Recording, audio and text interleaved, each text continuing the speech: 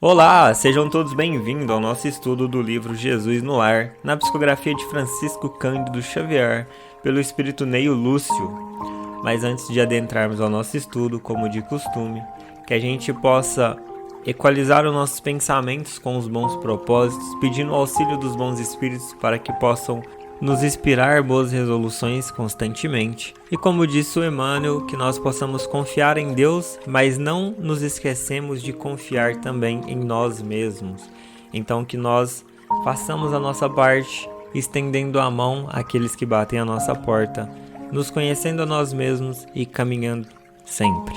Agora, dando continuidade aqui à leitura do capítulo 14, A Coroa e as Asas. A gente já tem uma ideia do título, né? Quando ele diz a coroa, que quer dizer a questão da inteligência, do saber, da intelectualidade ali, e as asas, que simboliza um anjo, né? Então a questão do amor, do sentimento, está mais próximo das pessoas, vamos supor. Então, se a gente olha a imagem de Jesus ali, a sua existência, a gente percebe que Jesus tinha um conhecimento gigante, né? Sabia dialogar com as pessoas, sabia ouvir as pessoas e ele exemplificava, então ele dava o exemplo. Mas quando ele dava o exemplo dele não era somente teórico, era prático. É por esse motivo que a vida sempre nos chama para a questão prática. Então, ou seja, antes de nós reencarnarmos, né, todas as teorias que nós estudamos hoje, principalmente, elas precisam ser colocadas em prática. E a vida se encarrega disso. Então, por exemplo, se hoje eu estudo sobre a questão do auxílio ao próximo, querendo ou não, cedo ou tarde alguém vai bater na minha porta me solicitando aquele aprendizado em execução. Então, antes de nós reencarnarmos, tem um planejamento espiritual de reajustamento com seres, meus irmãos, que eu os prejudiquei em outro momento. Então eu teria que voltar e reajustar com esses irmãos, ou seja, transformando talvez um sentimento negativo num sentimento positivo. Então, na pergunta do Livro dos Espíritos, a primeira pergunta que Kardec fez foi: o que é Deus? E os Espíritos respondem: Deus é a inteligência suprema, causa primária de todas as coisas. Então, Deus ele é a inteligência suprema, né? Mas ele também é amor. Então, Deus ele consegue utilizar a sua inteligência de uma forma de justiça que ele não prejudica todos os irmãos. Então, se a gente parar para analisar hoje, por que muitos de nós sofremos? E o Kardec tem uma parte no seu livro Obras Póstumas, onde ele diz que o egoísmo é um grande prejudicial a todos nós, porque muitas das vezes nós conquistamos a inteligência, por exemplo, vamos dando saltos maiores, só que a gente se perde no contexto de auxílio ao próximo. Então a gente utiliza a nossa inteligência ao nosso bem e prazer, por exemplo, somente, e vai permitindo talvez que os nossos velhos hábitos, ou seja, os velhos instintos ali, vêm tomando predominância em cima da essência principal, que a inteligência seria o quê? Criarmos bases de forma coletiva, para que todos saiam ganhando, vamos supor assim. Então Deus, por exemplo, em toda a sua sabedoria, faz com que as plantas deem fruto para todos, independente de quem são. Ou seja no país A, B ou C, existem árvores que vão dar frutos. A chuva é para todos, o sol é para todos. Então, Deus não criou exclusivismo, isso é do nosso eu, gerado muitas das vezes pelo nosso egoísmo. Então, enquanto, de uma forma geral, nós utilizarmos nossa inteligência somente, por exemplo, ao egocentrismo nosso, de alguma forma, seja em comunidade, seja em família, por exemplo, minha família tá bem, a outra família não tá, então tá tudo certo. Só que vai chegar um momento que a sua família também não vai estar, ou a sua comunidade não vai estar, porque Deus ele é justo com todos. Então, Deus quer que, teoricamente, a ciência, a coroa, igual ele diz, a coroa é as asas, seja uma comunidade geral. Então não adianta, por exemplo, o meu país está 100% ok, enquanto que um outro país, por exemplo, a África, está sofrendo. Sendo que o meu país, por exemplo, tem meios de auxiliar o outro país.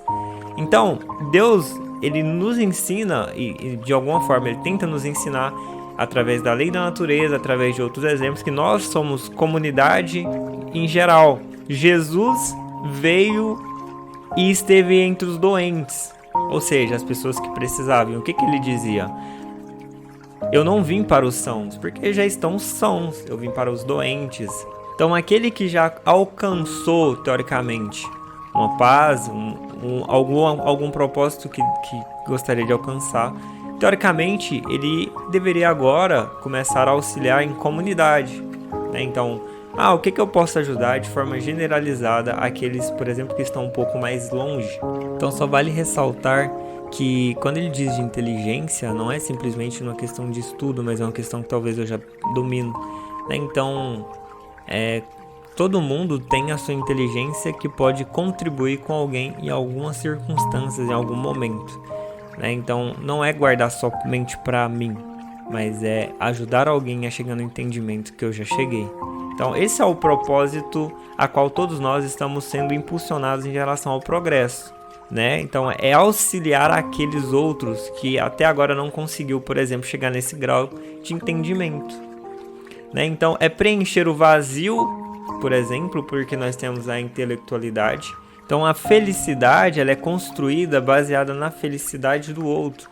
Então, todas as vezes que nós nos predispomos a auxiliar alguém, automaticamente nós estamos também nos auxiliando. Então, precisamos sempre lembrar que somos seres coletivos, né? Seres de comunidade.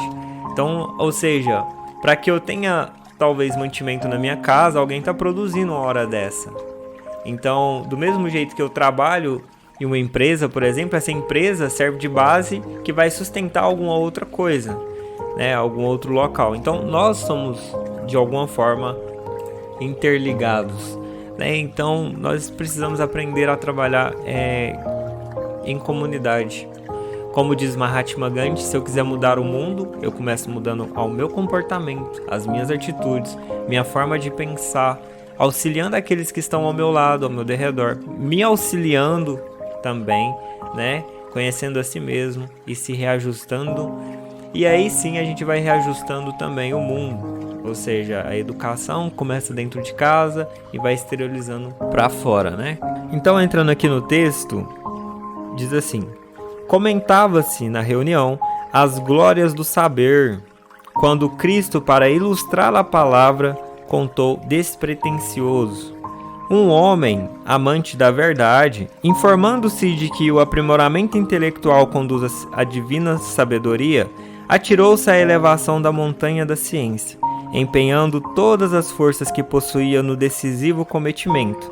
A vereda era sombria, qual obscuro labirinto. Contudo, o esforçado lidador, ouvindo dificuldades e perigos, avançava sempre, trocando de vestiário para melhor acomodar-se às existências da marcha. Então aqui no texto ele diz que esse homem amante da verdade, né?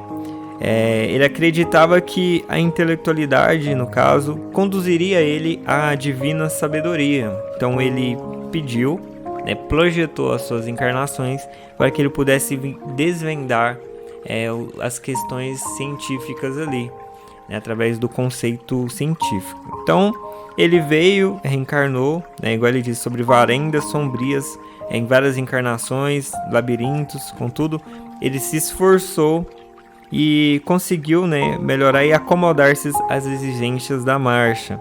Então, assim, ele teve várias encarnações complexas, muitas das vezes, mas ele conseguiu, teoricamente, chegar ao seu objetivo.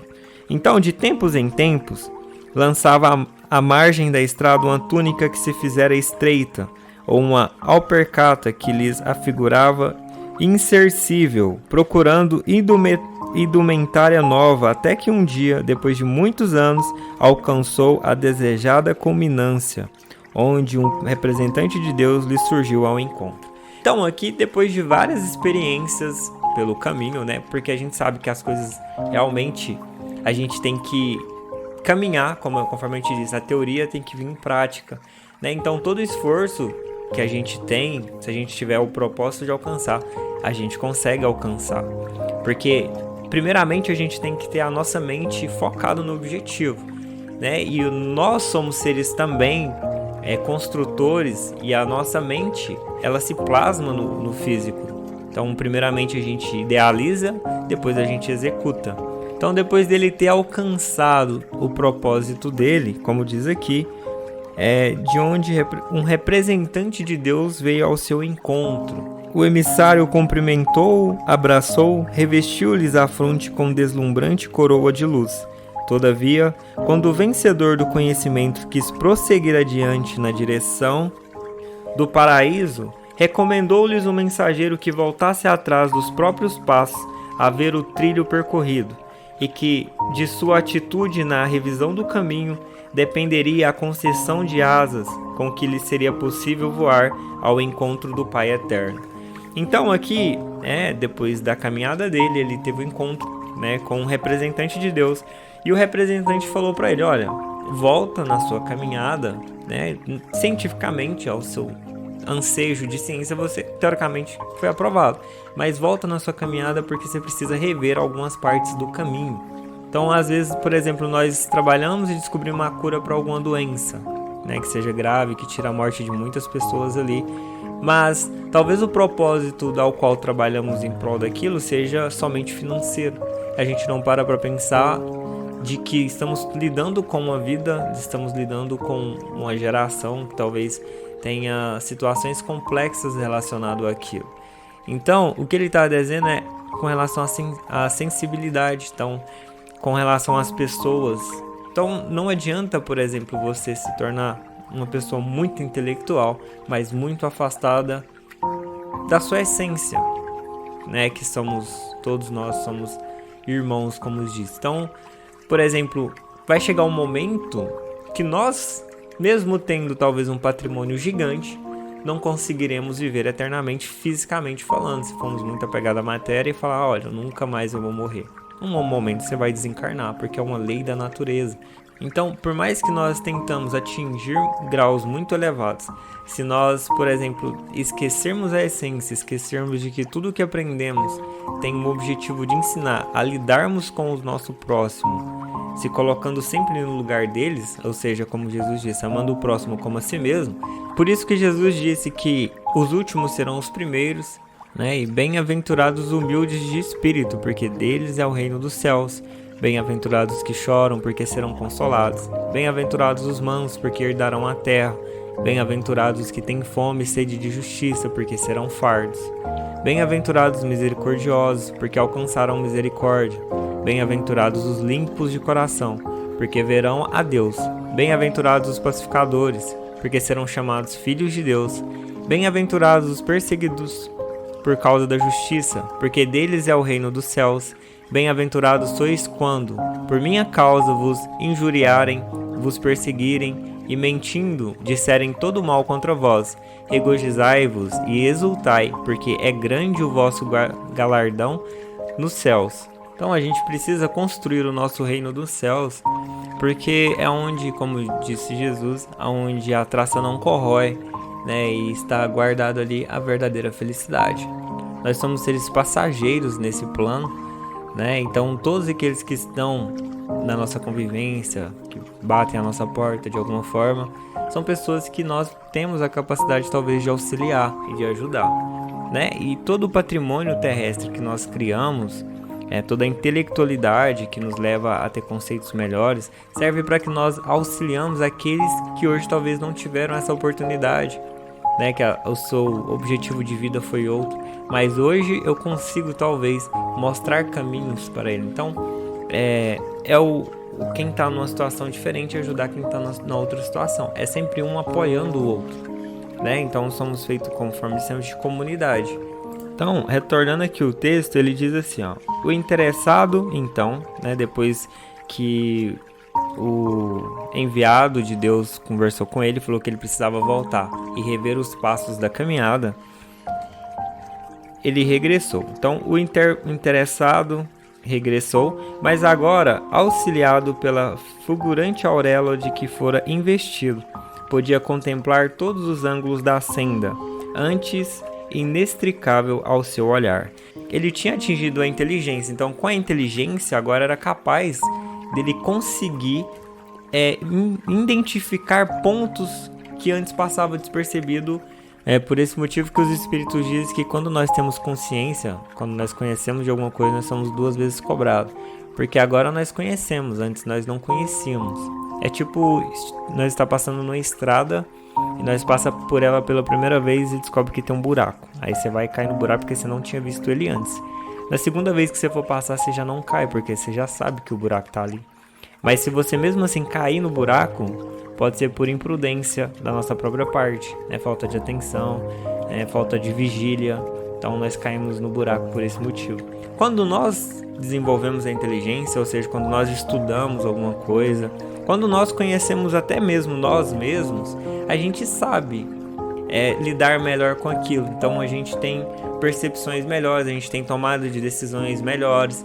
Nós saímos do instinto e passamos a tomar o controle da nossa cabine mental, né? Então, com isso ele voltou, ou seja, ele regressou, como se diz, pode ser, talvez reencarnou com uma percepção melhor.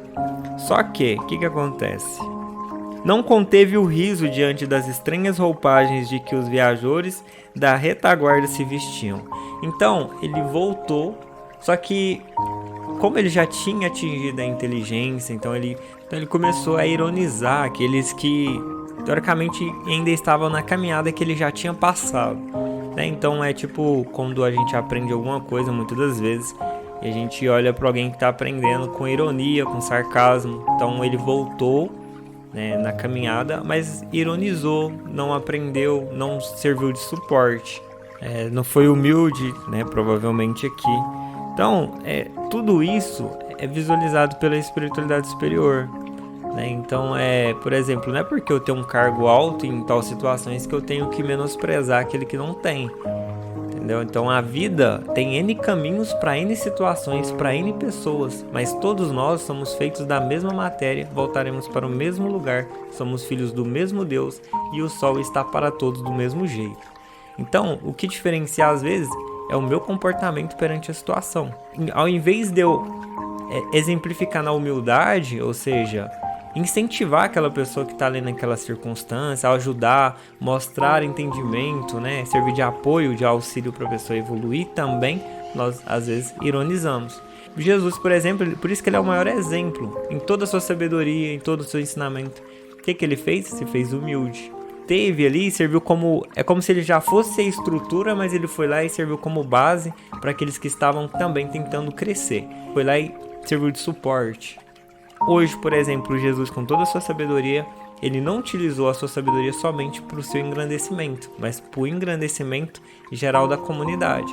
Então, hoje, na situação em que nós nos encontramos, nós estamos começando a aprender o que Jesus já vivenciava e ensinava há 2000 anos atrás. E aí, continuando o texto, ele diz assim, ó: aqui notava uma túnica rota, acolá uma sandália extravagante. Peregrinos inúmeros se apoiavam em bordões quebradiços, enquanto outros se amparavam em capas miseríssimas. Entretanto, cada qual com impertinência infantil marchava-se senhor de si, como se envergasse a roupa mais valiosa do mundo. O vencedor da ciência não suportou as impressões que o quadro lhes causava e abriu-se em frases de zombaria, reprovando acremente a ignorância de quantos seguiam em vestes ridículas ou inadequadas. Gritou, condenou e fez apodos contundentes. Dirigiu-se à comunidade dos viajantes com tamanha ironia que muitos renunciaram à subida, retornando à inércia da planície vasta. Olha que interessante. Então, o homem da ciência, né, o homem ali que já tinha atingido um grau evolutivo, isso nós estamos falando de ciência, mas é em todos os setores, né? Talvez a gente às vezes se ache também como o conhecedor de tudo, mas na verdade não somos, somente Deus é. Então, a exemplificação de Deus é na humildade, na obra, né? Vamos supor assim. Que o rapaz fez? Começou a ironizar aqueles que não sabiam mais do que ele e tal, e isso fez com que outras pessoas que estavam também com o objetivo de seguir o caminho deles desistissem, né? Pela ironia, tipo, falando que não era capaz, etc. Então, eles desistiram. Só que na nossa caminhada evolutiva é aquilo. Toda vez que nós, em vez de auxiliar, nós prejudicamos, teremos provavelmente uma outra circunstância para reajustamento daqueles irmãos que nós prejudicamos. Então, as pessoas hoje que estão mais próximas, ou seja, dentro do nosso lar, provavelmente são exemplos de pessoas que nós interrompemos a caminhada, nós desvirtuamos para o caminho errado, talvez nós influenciamos negativamente, e a justiça divina faz o que? Opa, você desencaminhou esse irmão, agora vamos pôr ele no seu meio para você reajustar. É por isso que às vezes tem N conflitos dentro do lar, né? Mas os conflitos agora é porque ainda está tendo uma falta de resignação, uma falta de aceitação. Mas agora o caminho deve ser progressista e não de desistência ou de prejudicar, né? Porque todos nós somos capazes, todos nós somos filhos de Deus. Do mesmo jeito que A, B ou C pessoa conseguiu, a outra também pode conseguir. O que vale é a persistência, é o objetivo e o propósito. Então, se você tem propósito em resistência, né, e confiança em Deus, você vai conseguir atingir o seu propósito também. E nós somos seres com N bagagens espirituais. Por isso que Deus não joga dados, né, como diz Albert Einstein. Então, Deus coloca cada situação no seu engrandecimento espiritual. Mas nós precisamos ter a resistência de continuar a nossa caminhada. E vamos conseguir vencer, né, se nós estivermos empenhados e, como disse no começo, sintonizados com a espiritualidade, né, acendendo dentro do nosso próprio lar uma luz, ou seja, sempre fazendo as preces do dia a dia, né, conversando com Deus constantemente, mantendo uma sintonia boa dentro do nosso lar e não deixando sempre de auxiliar aqueles que estão ao nosso lado e ao nosso derredor. Lembrando que é a prática que faz toda a diferença. E aí ele continua aqui, né? Após amaldiçoar a todos, indistintamente, voltou o herói coroado ao cume do monte para a expectativa de partir sem detença ao encontro do Pai. Olha só, ele amaldiçoou a todos aqueles que ele tinha voltado na caminhada, porque ele achou na cabeça dele, provavelmente, que a inteligência era para apontar o dedo daqueles que não estavam compreendendo. Ou foi isso que ele fez, né? Então, muitos de nós, às vezes, encontramos através da nossa inteligência, do nosso estudo, nós conseguimos visualizar o que está errado com facilidade. Só que não cabe a nós interferir na parte de tomar a caminhada da pessoa. Basta a gente auxiliar. Então, Jesus, por exemplo, vamos tomar como base o Cristo. Em toda a sua inteligência, ele não interrompeu o processo, mas ele mostrou o caminho.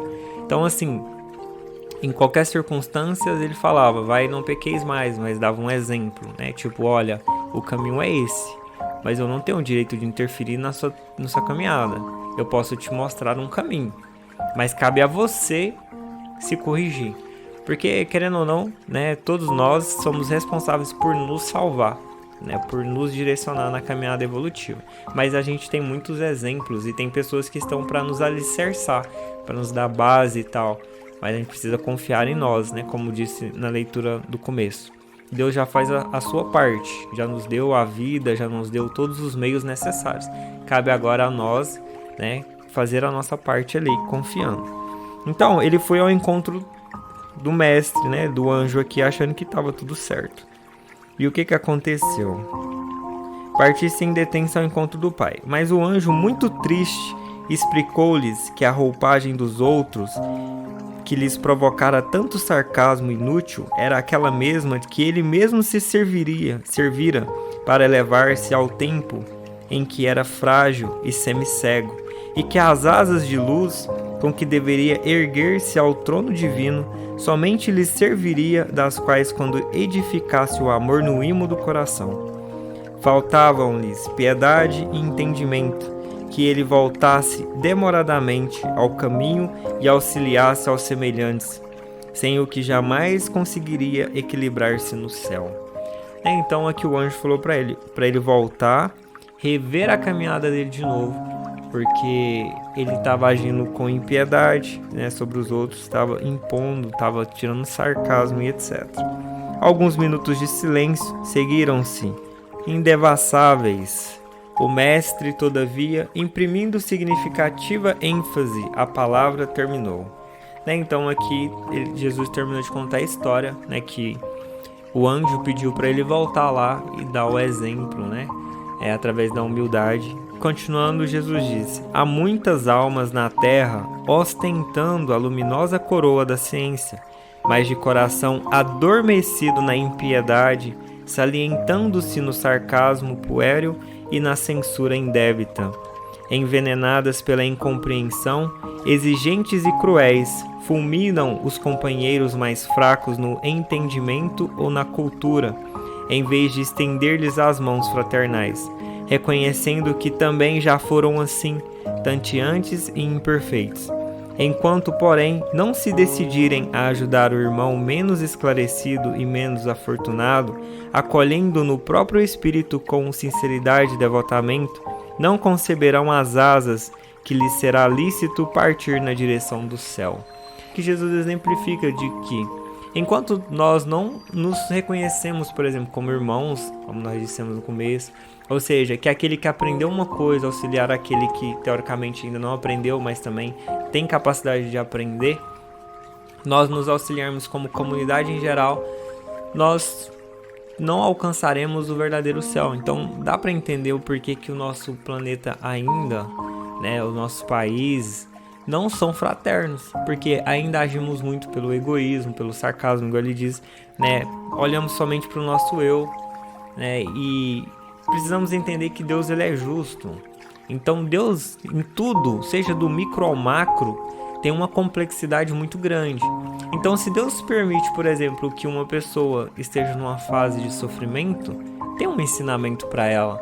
Então cabe a nós respeitar o ensinamento dela, mas nós servirmos de alicerce e ajudá-lo também a entender o que ele está passando, dando força e amparo.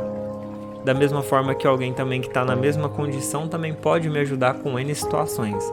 Então, cada um está aprendendo alguma coisa. Todos nós somos filhos de Deus e seres eternos. Hoje nós estamos com essa vestimenta, amanhã estaremos com outra. E fora essa vestimenta, temos N processos do passado que construíram a personalidade do presente. Então, como disse Jesus, que nós estejamos sempre presentes para auxiliar alguém, estendendo a mão, seja com palavras, porque talvez uma simples palavra pode mudar todo o direcionamento de uma vida. Então esse foi o nosso estudo de hoje, a coroa e as asas. Então que todas as vezes que nós, por exemplo, formos aprender coisas novas, que a gente pense como se fosse uma árvore, que a gente é uma semente que está em fase de crescimento, mas depois que nós crescermos, que nós dermos frutos para os outros, Porque uma árvore não come dos próprios frutos, como o rio não pode beber das próprias águas. Então, todos os ensinamentos que nós temos, ou seja, quem nós somos, nós trabalhamos para exemplificar em humildade e auxiliar aqueles que batem à nossa porta. Esse foi o nosso estudo de hoje. Fiquem todos na santa paz. Até a próxima.